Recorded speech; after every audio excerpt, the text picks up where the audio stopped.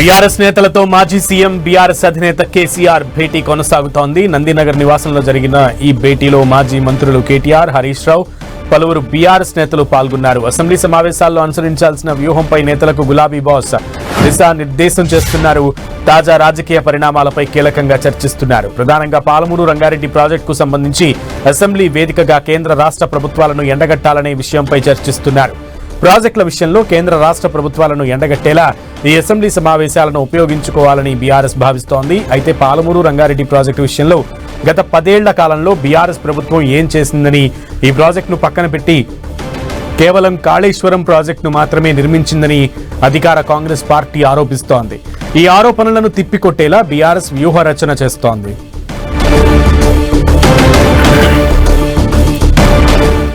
సుదీర్ఘంగా గులాబీ boss meeting అయితే కొనసాగుతోంది. సో నేతలకు కీలకంగా దిశానిర్దేశం చేస్తున్నట్లుగా కనబడుతోంది. ముఖ్యంగా కాంగ్రెస్ పార్టీ అధికార పక్షాన్ని ఎలా ఎండగట్టాలి అసెంబ్లీలో అనేదే ధ్యేయంగా ఈ మీటింగ్ కొనసాగుతున్నట్లుగా తెలుస్తోంది. పూర్తి సమాచారం మా ప్రతినిధి కరుణాకర్ అడిగి తెలుసుకుందాం. కరుణాకర్, సుదీర్ఘంగా కొనసాగుతోంది, నేతలందరూ హాజరైనట్లుగానే తెలుస్తోంది. సో అసలు ఏం జరుగుతోంది?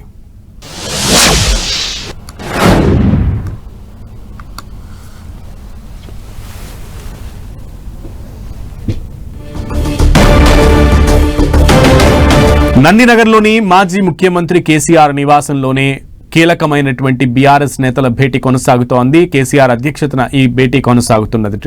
తాజా రాజకీయ పరిణామాలపై ముఖ్యంగా నేతలందరికీ కూడా బీఆర్ఎస్ శ్రేణులందరికీ, బీఆర్ఎస్ నాయకులందరికీ కూడా కేసీఆర్ దిశానిర్దేశం చేస్తున్నట్లుగా కనబడుతోంది.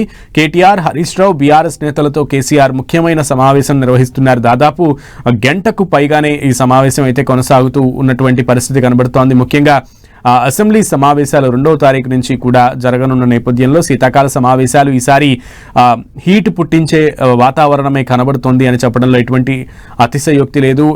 సందేహం కూడా లేకుండా ఉన్నటువంటి పరిస్థితి ఉంది. చూస్తుంటే జరుగుతున్నటువంటి పరిణామాలన్నీ కూడా వాటికి ఊతమిస్తున్నటువంటి సిచ్యువేషన్ ఉంది. ముఖ్యంగా నందినగర్కి మాజీ ముఖ్యమంత్రి కేసీఆర్ రావడం, అక్కడే బస చేయడం, అక్కడే నేతలందరితో కూడా సమావేశం నిర్వహించడం, గంటల తరబడి నేతలకి దిశానిర్దేశం చేయడం వెనుక పెద్ద ప్లానే ఉంది, కార్యాచరణని పెద్దగానే చేస్తున్నారు అనేదైతే తప్పని పరిస్థితి.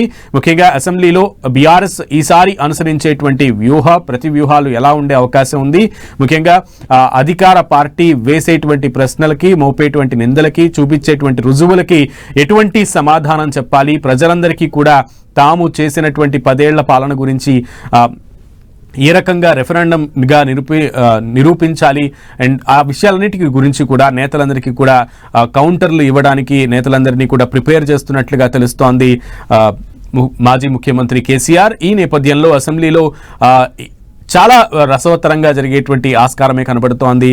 మొన్న జరిగినటువంటి ప్రారంభ సమావేశంలో ప్రారంభ రోజే అసెంబ్లీ మీదే అన్ని 2 తెలుగు రాష్ట్రాల ప్రజలందరూ కూడా అసెంబ్లీ మీదే కళ్ళు వేసినటువంటి పరిస్థితి. తెలంగాణ అసెంబ్లీలో ఏం జరగబోతుందా అనేటువంటి ఆసక్తిని రేకెత్తించినటువంటి అంశం అది. ఎందుకంటే దాదాపు 9 నెలల తర్వాత మాజీ ముఖ్యమంత్రి కేసీఆర్ అసెంబ్లీలోకి అడుగడడం, ఆ తర్వాత అసెంబ్లీ సమావేశాలకు కూడా వస్తారు అనేటువంటి ఊహాగానాలకి అనేటువంటి చర్చకి ఊతమిస్తూ మాజీ ముఖ్యమంత్రి కేసీఆర్ వరుసగా సమావేశాలు నిర్వహించడం దీనికి ఆజ్యం పోస్తున్నటువంటి పరిస్థితి కనబడుతోంది. మరింత సమాచారం మా ప్రతినిధి కరుణాకర్ అడిగి తెలుసుకుందాం. కరుణాకర్. సునీల్, సుదీర్ఘంగా సమావేశం కొనసాగుతుంది. మాజీ ముఖ్యమంత్రి బీఆర్ఎస్ అధినేత నందినగర్ నివాసంలో ఉదయం ఈ సమావేశాన్ని ఏర్పాటు చేశారు. సమావేశంలో బీఆర్ఎస్ వర్కింగ్ ప్రెసిడెంట్ కేటీఆర్, మాజీ మంత్రి హరీష్ రావు, జగదీశ్వర్ రెడ్డితో పాటు సీనియర్ నేతలు పాల్గొన్న పరిస్థితిని మనం చూస్తున్నాం. నిన్న కేసీఆర్ అసెంబ్లీకి అటెండ్ అయ్యారు. కాసేపు మాత్రమే అసెంబ్లీలో ఉండి ఇంటికి వెళ్ళిపోయారు. మళ్ళీ జనవరి 2 నుంచి అసెంబ్లీ సమావేశాలు తిరిగి ప్రారంభమవుతున్న నేపథ్యంలో కేసీఆర్ అసెంబ్లీకి వస్తారా లేదా అన్నది ఇటు అధికార కాంగ్రెస్ లో కావచ్చు, బీఆర్ఎస్ బీజేపీ వర్గాల్లో, సామాన్య జనంలో కూడా కొంత ఉత్కంఠ నెలకొన్న పరిస్థితిని మనం చూస్తున్నాం. మనకున్న సమాచారం మేరకు అసెంబ్లీ సమావేశాల్లో ప్రధానంగా కృష్ణా గోదావరి నీటి హక్కులు పంపిణీపై, దాంతోపాటు పాలమూరు రంగారెడ్డి ఎత్తిపోతల పథకంపై ప్రధానంగా చర్చించేందుకు ఎజెండాలో చేర్చారు. కాబట్టి దీన్ని బీఆర్ఎస్ పార్టీ సీరియస్ గా తీసుకుందని చెప్పవచ్చు. ఎందుకంటే ఎందుకంటే ముందు నుంచి కూడా కృష్ణా జలాల విషయంలో రేవంత్ సర్కార్ కాంగ్రెస్ ప్రభుత్వం నిర్లక్ష్యంగా వ్యవహరిస్తుంది. కృష్ణా జలాలను ఆంధ్రప్రదేశ్కు తరలించే కుట్ర జరుగుతుంది. ఆ కుట్రకు ఆంధ్రప్రదేశ్ సీఎం చంద్రబాబుకు రేవంత్ సహకరిస్తుందని చెప్పి కేసీఆర్ చాలా స్పష్టంగా ఈ మధ్యనే ఆరోపణలు గుప్పించారు. అందుకు కేంద్ర ప్రభుత్వం కూడా సహకరిస్తుందని చెప్పి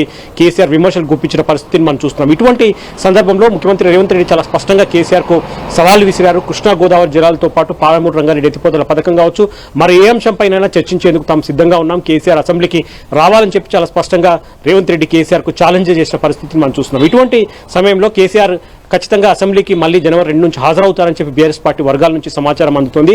కాబట్టి ఒకవేళ ఈ కృష్ణా గోదావరి జలాలు కావచ్చు, పాలమూరు రంగారెడ్డి ఎత్తిపోతల పథకంపై చర్చ జరిగే సందర్భంలో ఎటువంటి వ్యూహాన్ని అనుసరించాలన్న దానిపైనే కేసీఆర్ సీనియర్ నేతలందరూ కూడా దిశానిర్దేశం చేస్తున్నట్టు తెలుస్తోంది. 10 ఏళ్ల బీఆర్ఎస్ పాలనలో దాదాపు కృష్ణా జలాలను ఏ విధంగా కాపాడుకున్నది, దాంతోపాటు హక్కుల కోసం కేంద్రంతో ఏ విధంగా పోరాటం చేసింది, పాలమూరు రంగారెడ్డి ఎత్తిపోతల పథకంకి సంబంధించి దాదాపు 90% పనులు ఏ విధంగా పూర్తి చేసింది, ఇటువంటి అంశాలన్నింటినీ కూడా కూలంకషంగా చర్చ సందర్భంగా అసెంబ్లీలో లేవనెత్తాలని చెప్పి కేసీఆర్ పార్టీ నేతలందరూ కూడా దిశానిర్దేశం చేస్తున్నట్టు తెలుస్తోంది.